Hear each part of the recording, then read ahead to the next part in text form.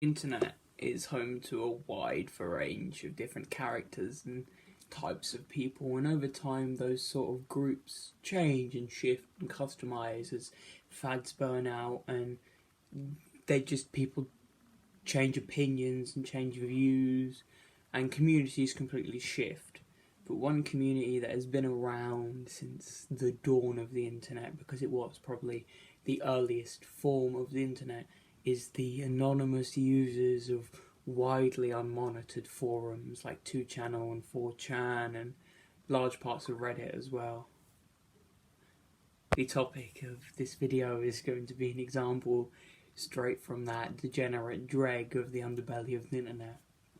Plenty of vile and obscene things that have happened on the internet, and I could cover plenty of them, and if you wanted me to I could do other videos on different ones, but now I'm just going to be focusing on one this video.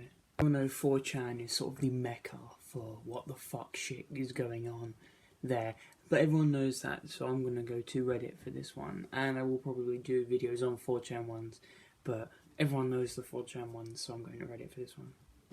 This post was in response to, I think the original thread was a confession that you told no one, or something like, what if people knew about you would ruin your life. And this was the reply from a now deleted account. Okay. This still haunts me to this day. As kids we had a hideout in the dirt cliff/cove. This is the best approximation I can find on Google. Only it was about 3 times taller and probably 10 times as wide. There was a photo link of just like a rocky outlook cliff bit. That's not really important. There was a neighbourhood kid who in hindsight was probably mentally handicapped in some way. But to us he was just weird/creepy. This was the 80s and we weren't exactly raised PC. 3 of us were heading to our base on the cliff and found the creepy kid sitting at the top in our guard chair. We yelled at him to get out, and he said something like, "Make me," and started lobbing dirt and rocks and sticks down at us. We all ran around the sides to make our way up, so they ran to him. This is where it gets pretty fuzzy, but all I remember is he fell. I still remember the sound. When we got back down to check on him, he was in a very awkward position with blood coming out of his mouth. We all just freaked out and ran home, and as far as I know, no one has spoken a word of this to anyone. We didn't go back for over a month and never said a word of it between us. The media then in the 80s wasn't like today. Chances are it got a small article in the newspaper, B section, missing mentally disabled child found dead after the fall, or something like that. So that was the entire tweet.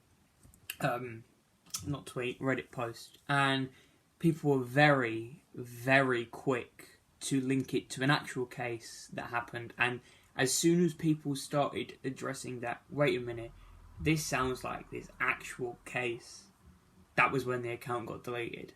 Case everyone began to associate this with and draw links to was the disappearance of Scott Kozlowski, who was a 9-year-old boy from St. Charles, Missouri, who went missing, but police think they know where he was. They just can't get to the body, because if you recall what they said in the confession, he fell down like the sort of ravine, and police think where he is, mud and everything, because there was a huge storm the night he went missing. So this child, that he fell and it just piled on top of him all the mud, so he's under all that and they just can't dig him out. And people were quick to see that the location, which is a park just outside St. Charles, is almost the exact type of location that the picture example of what he said the cove cliff sort of looked like. So personally, and a lot of other people, are almost certain that this person on Reddit, this now deleted account, who confessed that they had indirectly sort of swayed someone, like they were throwing rocks and he fell off the cliff when they threw rocks at him, was Scott Kozlowski. So I think, and so do many people.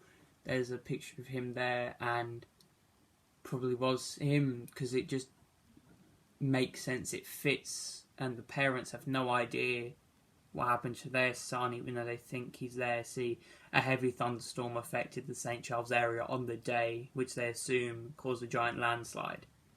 So, if that man who posted that one confession was actually not responsible, but was indirectly liable, then well, that's sort of that unsolved case cracked. But the body would be nice to find if they could actually get to that area. Yeah, that's just one sort of weird thing that's happened on the internet, sort of scary thing, you know, confess to involuntary manslaughter, and then within a day everyone figures out that it was this one case just from a small photo you posted. And there's a shit ton more of these, and I would like to cover a lot more. I would like to cover like the Blue Jay and the Guess What's in My Fridge thing. Those are scary ones.